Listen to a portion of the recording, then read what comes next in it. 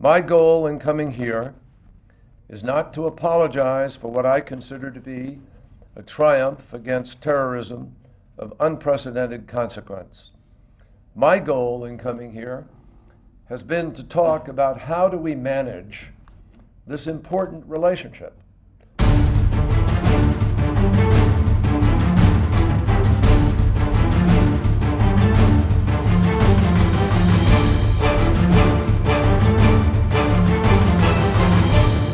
Clearly DGISI की तरफ से ये उन्होंने अपने आप को पार्लियामेंट के सामने सरेंडर किया। अस्सलाम व्यूअर्स एंड वेलकम टू सियासत मना है। हमारा काफ़ी एक इंटरेस्टिंग हफ्ता गुजरा है। हमारे पिछला शो जो जुमे की रात को सियासत मनाए का एयर हुआ था, उसके उस वक्त जो है इन कैमरा सेशन चल रहा था और वो तवक्को नहीं थी कि इतनी देर तक चलेगा। सुबह 2 बजे फिर चौधरी निशात साहब बाहर आए। उन्होंने इन कैमरा सेशन के हवाले से अपनी जो उनकी तहफ़्फ़ुज़ात थी उन्होंने ज़ाहिर की। पीछे एक जर्नलिस्ट खड़े हुए उनको पोक कर रहे थे, तो वो उससे भी काफ़ी इरिटेट हो गए, काफ़ी अपने वर्ड्स जो हैं केयरफुली चूज़ कर रहे थे। लेकिन ये इन कैमरा सेशन की मैंने प्रेडिक्शन दी थी थर्सडे को कि चंद महीने लगेंगे, हमें काफ़ी सारी बातें पता चल जाएंगी। ये सियासतदान हैं, इनको आप कुछ बताएं और ये आगे जाके ना बताएं, ये तो उनके काम में है नहीं।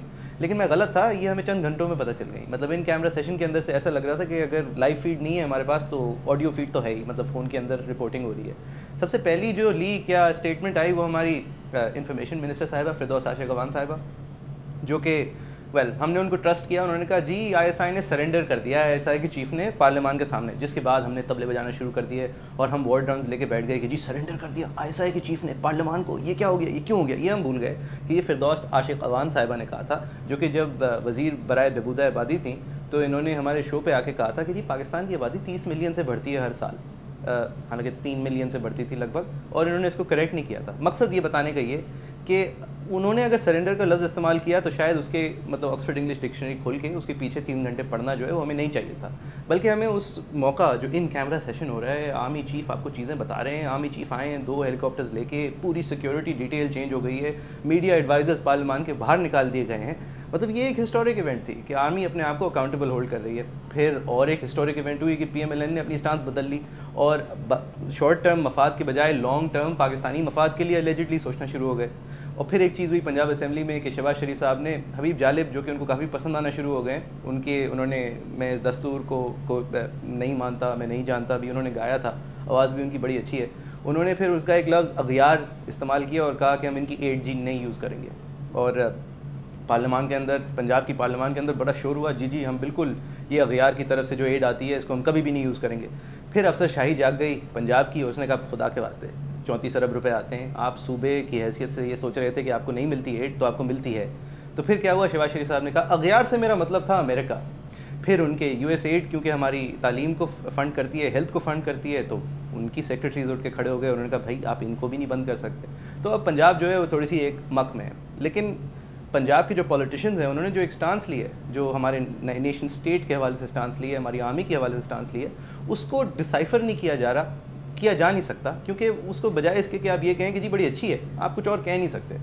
और हबीब जालिब साहब, जिनको कोट करते रहते हैं शहबाज शरीफ साहब, इन्होंने शहबाज शरीफ साहब के बड़े भाई के हवाले से एक शेर कहा था। जब नवाज शरीफ साहब कैंपेनिंग किया करते थे और कहते थे मैं इस वतन के लिए दिल दे दूँगा, जान दे दूँगा, दिल और जान हाजिर है, तो हबीब जालिब साहब ने कहा था कि ना दिल दे दे ना जान दे दे, बस अपना एक बिल दे दे, जो तूने किया है इस मुल्क का ज़िया, बस उसका बिल दे दे। हमारे साथ आज हैं ज़फ़र हिलाली साहब।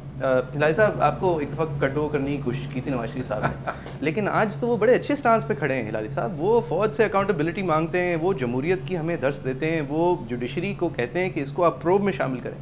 आप समझते हैं हम सुधर गए हैं? साथ कहते हैं कि हिंदुस्तान हमारा दुश्मन नहीं। बड़ी बात है हिलाली साहब, आप सोच सकते हैं, आप पंजाब, हार्ट ऑफ पंजाब के अंदर ये बात करके इलेक्शन जीतने की सोच रहे हैं।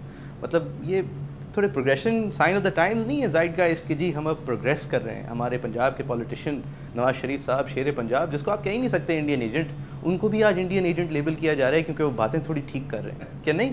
हाँ, साइंस ऑफ डिमेंटिया ऑल्सो हर किस्म के साइंस हैं।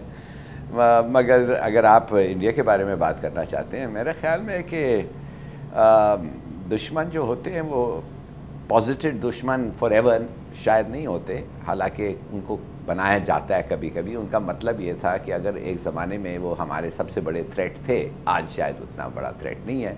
आज जो थ्रेट है वो मुल्क के अंदर है। फ्रैंकली आज जो थ्रेट है वो बिल्कुल साथ उसके बॉर्डर पे है, जिस बॉर्डर पे 40-50 हज़ार लोग क्रॉस करते हैं विदाउट वीज़ाज़।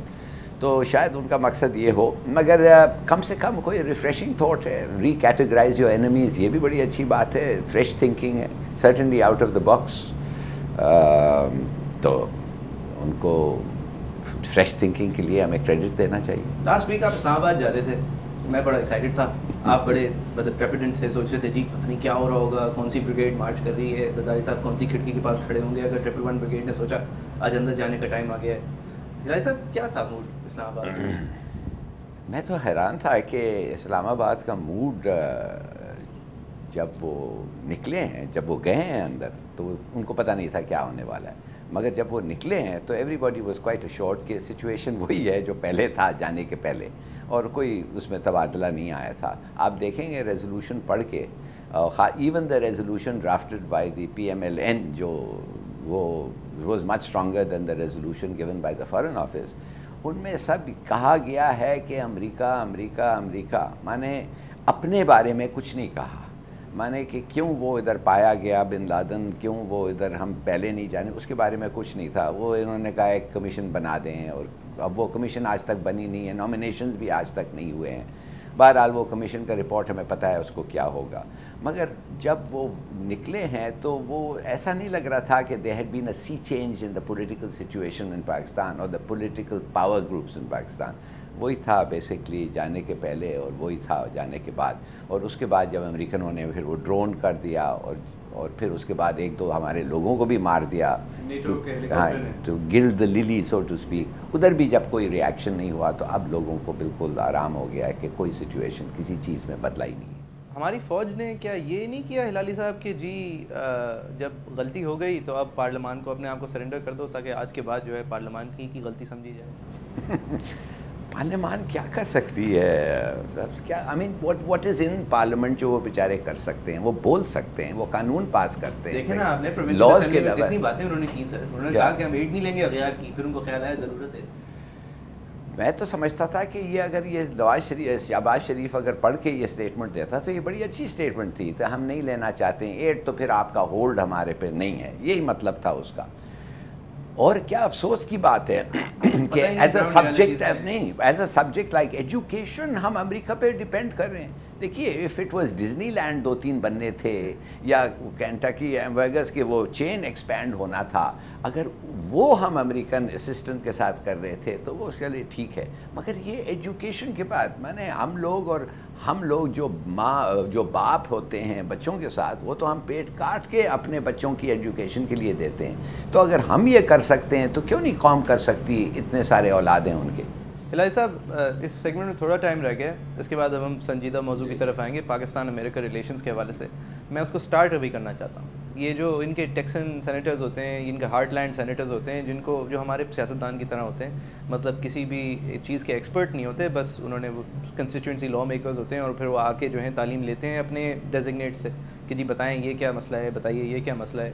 ان لوگوں کو انڈین کوکس جو ہے وہ کافی زیادہ انفلوئنس کر دیتا ہے امریکہ میں, اور پاکستانی کوکس 5-6 ہی سمجھا پایا ہے. ان میں سے ایک جان کیری ہیں, ایک برمن ہے, اور بائیڈن بھی تھے اس کا حصہ, جو پرو پاکستان کبھی کبھی بات کیا کرتے تھے. سینٹ کے اندر اجلاس ہوا کہ ہم پاکستان کو پیسہ کیوں دیتے ہیں.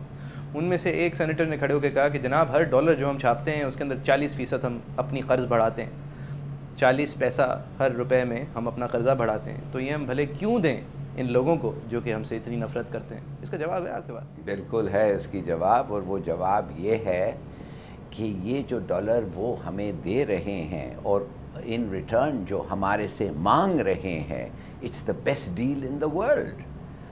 اب تک تو انہوں نے $300 ملین دیا ہے ہمارے کو 1.5 بلین سے. اس $300 ملین کے لیے پورا ہماری فوج جو ہے ان کے لیے بھاگ دوڑ رہی ہے پتہ کرنے کے لیے وہ جو 50-60 رہ گئے ہیں وہ القاعدہ کدھر ہیں, کہ ملا عمر کدھر ہے, کیا نہیں ہو رہا ہے. میرے خیال میں دے ہیو ٹیکن, پورا ملک انہوں نے کرایہ پہ لے لیا $300 ملین.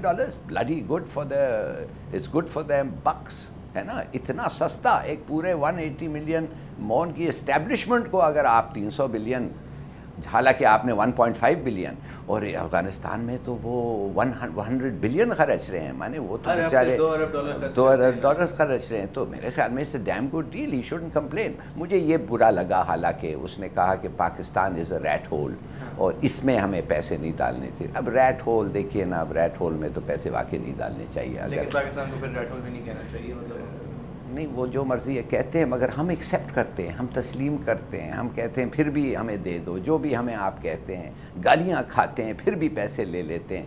شرم اب چلے گیا ہے, اب اس ملک میں شرم نہیں رہا ہے, اور خاص طور اس اسٹیبلشمنٹ پہ اور خاص طور یہ رولنگ کلاسز میں.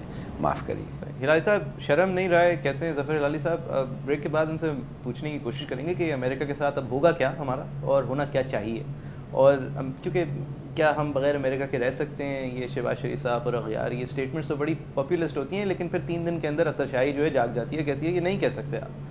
تو حقیقت کیا ہے؟ مطلب 2 ارب ڈالر جو ایک ہفتے میں ایک ریاست خرچ کر رہی ہے افغانستان کے اوپر, 4 ارب ڈالر ایک ہفتے میں عراق کے اوپر, پاکستان کو 1.5 ارب ڈالر سالانہ دے دیتی ہے ایک پوری جنگ لڑنے کے لیے. 30,000 ہمارے سویلینز مرے, 5,000 ہمارے سیکیورٹی فورسز کے لوگ مرے. ایک کنٹینیوس اسٹیٹ آف ٹیرر میں میں اور آپ رہتے ہیں. یہ قیمت کیا ہم لیں اور یہ جنگ لڑیں کیونکہ اب یہ ہماری ہو چکی ہے, یا پھر یہ جنگ انہی کی ہے اور اگر ہم ان سے کہیں گے جی خدا حافظ تو ہمارے دہشت گرد بھی ہمیں خدا حافظ کہہ کے کہیں اور چلے جائیں گے. آپ دیکھ رہے ہیں سیاست منع ہے. Back with you after break.